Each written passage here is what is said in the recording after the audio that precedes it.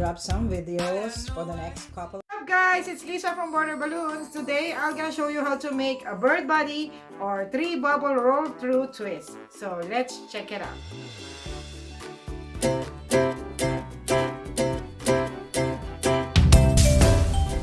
How to make a 3 bubble roll twist. Make 2 bubbles of the same size.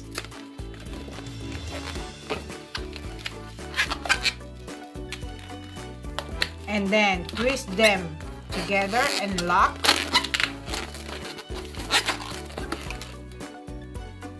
And able to make 3 bubbles, fold this part and then make the 3rd bubble of same length.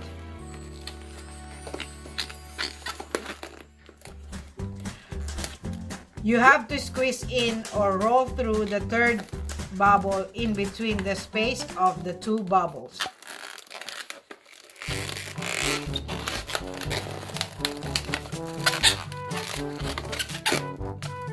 And that's how you make a 3 roll bubble twist.